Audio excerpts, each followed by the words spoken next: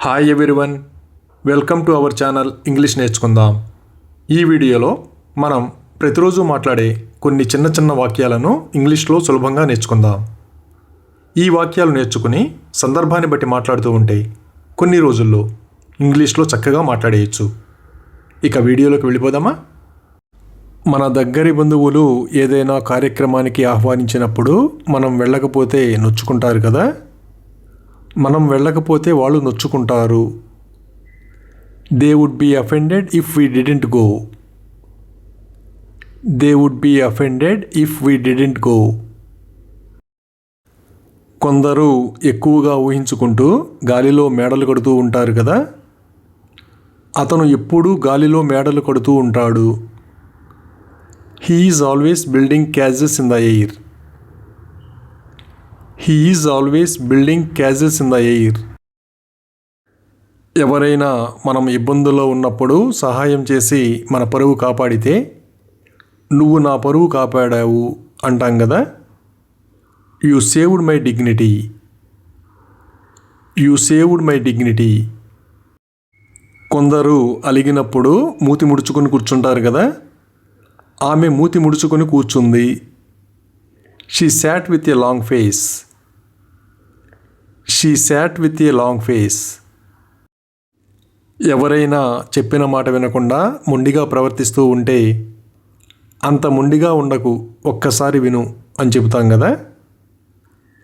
Don't be so stubborn, just listen once. Don't be so stubborn, just listen once. ఏదైనా ముఖ్యమైన సమస్య ఉంటే అది పరిష్కారం కావాలని కోరుకుంటాం కదా. సమస్య పరిష్కారం కావాలి. The problem must be solved. The problem must be solved. ఎవరైనా చాలా ఎక్కువగా షాపింగ్ చేస్తూ ఉంటే నువ్వు షాపింగ్ ప్రియుడివి అంటాం కదా. You are a shop హాలిక్.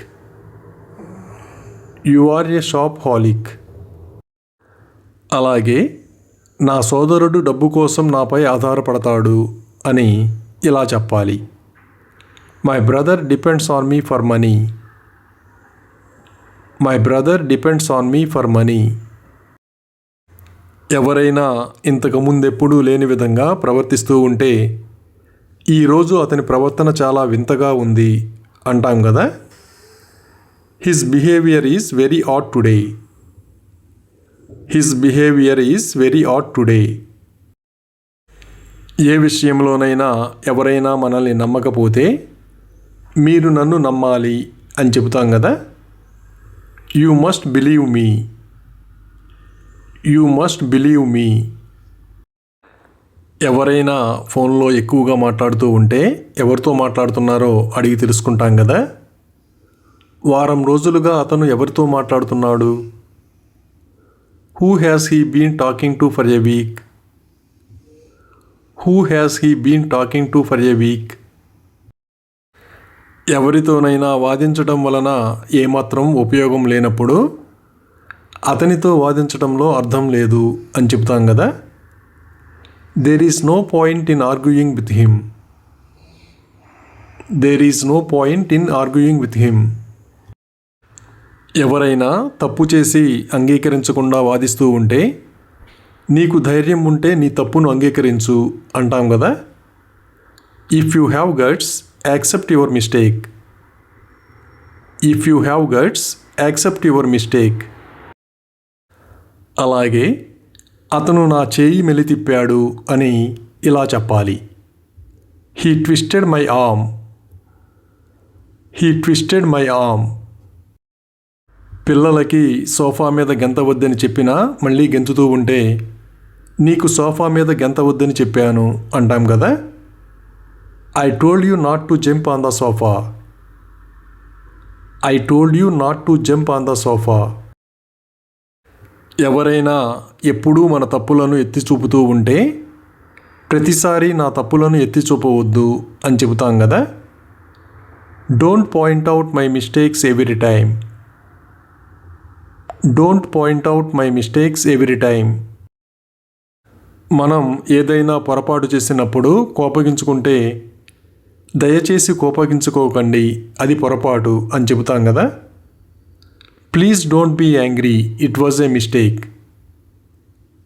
Please don't be angry, it was a mistake.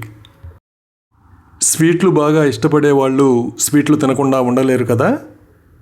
నేను స్వీట్లు తినకుండా ఉండలేను. I can't help eating sweets. I can't help eating sweets. కొందరు ఎప్పుడో ఒకసారి తినడానికి బయటకు వెళ్తారు కదా. నేను అరుదుగా బయటకు తినడానికి వెళ్తాను. I rarely go out to eat. I rarely go out to eat. ఎవరైనా కొట్టారని తెలిసినప్పుడు ఎవరు కొట్టారో అడిగి తెలుసుకుంటాం కదా. నిన్ను చెంపదెబ్బ కొట్టింది ఎవరు? Who slapped you? Who slapped you? ఎవరి కోసమైనా వేచి ఉండడం వలన ఉపయోగం లేదని తెలిసినప్పుడు వాళ్ళ కోసం వేచి ఉండడం వ్యర్థం అంటాం కదా. It's futile to wait for them. It's futile to wait for them. ఎవరైనా మనకు సందేశం పంపినప్పుడు అది ఎవరు పంపమన్నారో అడిగి తెలుసుకుంటాం కదా. నీకు సందేశం పంపమని ఎవరు చెప్పారు? Who told you to send the message? Who told you to send the message? మనం ఎవరినైనా బాధ పెట్టినట్లుగా అనిపిస్తే, నేను మిమ్మల్ని ఏ విధంగానైనా బాధ పెట్టి ఉంటే క్షమించండి అని అడుగుతాం కదా. Sorry if I upset you in any way. Sorry if I upset you in any way. మనకు ఏదైనా డ్రెస్ బాగా నచ్చితే కొనకుండా ఉండలేం కదా. నేను ఆ డ్రెస్ కొనకుండా ఉండలేకపోయాను. I couldn't help but buy the dress. I couldn't help but buy the dress.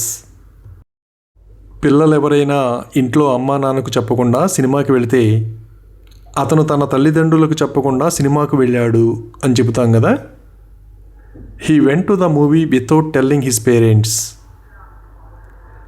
He went to the movie without telling his parents. అలాగే మా నాన్న చాలా దయగలవాడు అని ఇలా చెప్పాలి. My father is very kind. My father is very kind. వర్షపు చినుకులు ఆకుల మీద పడినప్పుడు ముత్యాల్లా కనిపిస్తాయి కదా. ఆకులపై పడిన వర్షపు చినుకులు ముత్యాల్లా కనిపించాయి. The rain drops on the leaves looked like pearls.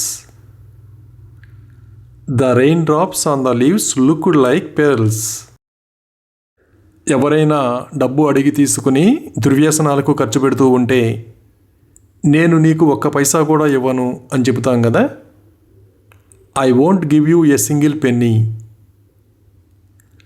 I won't give you a single penny. అప్పుడప్పుడు ఇంట్లో అన్నం మిగిలిపోతూ ఉంటుంది కదా. అన్నం మిగిలిపోయింది. The rice is left over. The rice is left over.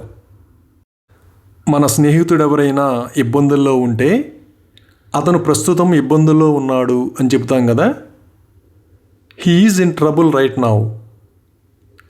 He is in trouble right now.